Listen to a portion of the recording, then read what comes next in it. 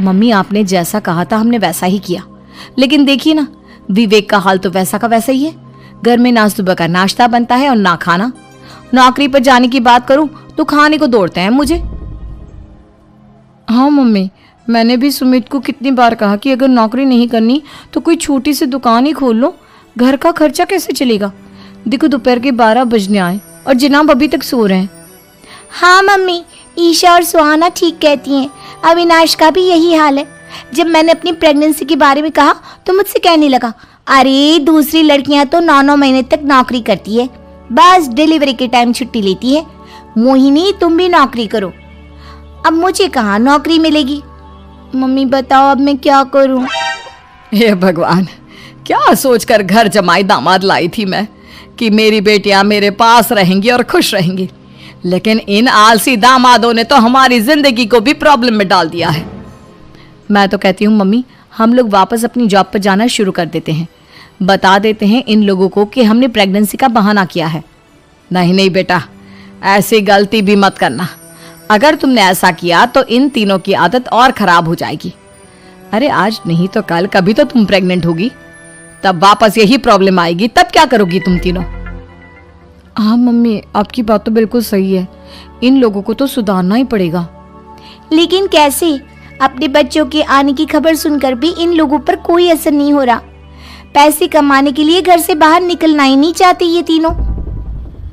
अब मेरे दिमाग में एक प्लान आया है।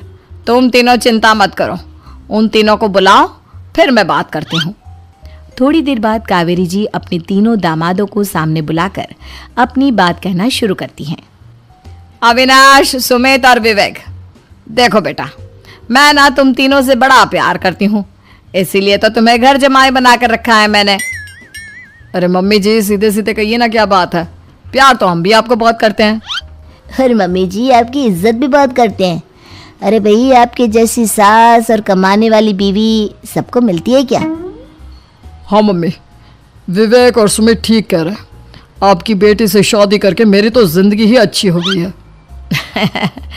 जानती हूँ मैं, और ये भी जानती हूँ कि तुम तीनों अपने अपनी बीवियों से बहुत प्यार करते हो। बेटा, बात ऐसी है कि हमारे कुल गुरु ने कहा है कि प्रेग्नेंट होने के बाद मेरी तीनों बेटियां शुरू के 4 महीने हमारे गांव में जाकर रहेगी, जहां मेरे चाचा जी रहते हैं। अरे लेकिन क्यों मम्मी, गांव में जाकर रहने की क्या जरूरत है इन तीनों को। वो क्या है ना बेटा, हमारे परिवार को एक श्राप है। अगर मेरी बेटियों ने यहाँ पर बच्चा पैदा करने की कोशिश की तो उनके बच्चों को कुछ भी हो सकता है।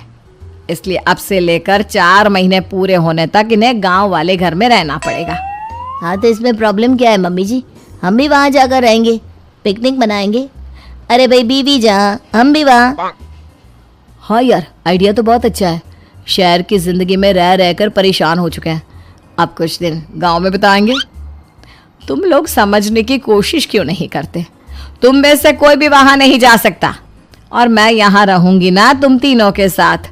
4 महीने की तो बात है, उसके बाद ये तीनों ही लौट कर आ जाएंगी। ठीक है मम्मी जी, अब हमारे बच्चों का सवाल है तो ये तो करना ही पड़ेगा। कावेरी अपनी तीनों बेटियों को कुछ दिन के लिए घर से बाहर कहीं दूसरे शहर में रहने के लिए भेज देती है। कुछ दिनों के बाद, अरे मम्मी जी, बहुत दिन से पिज्ज़ा नहीं खाया, मंगवाइए ना।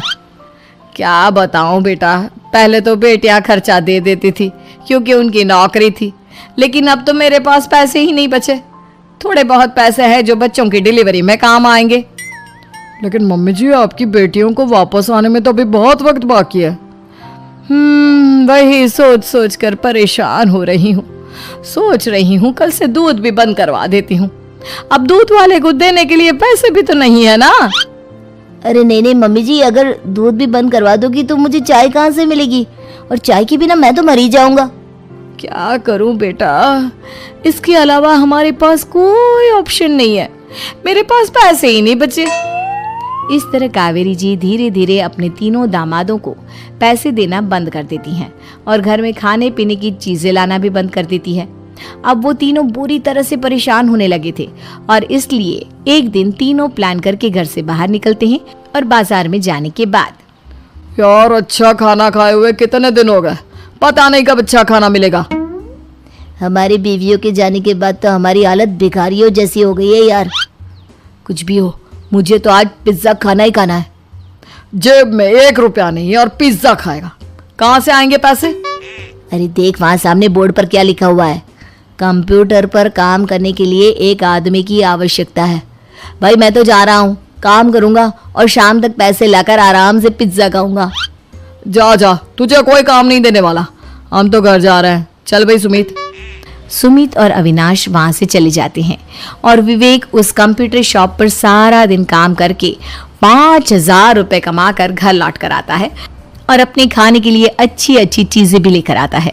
ये देखकर विवेक और सुमित के दिल में भी कुछ पैसे कमाने की इच्छा जागती है। अरे सुबह सुबह कहाँ चल दिए तुम? मम्मी जी एक बहुत अच्छी जगह मिली है, कंप्यूटर पर काम करने के 5,000 मिले थे कल मुझे। अगर रोज काम करूंगा तो पूरे 40,000 की तनख्वाह। अरे वाह, ये तो बहुत अच्छी बात है दामाद जी, आपको जाना ही चाहिए।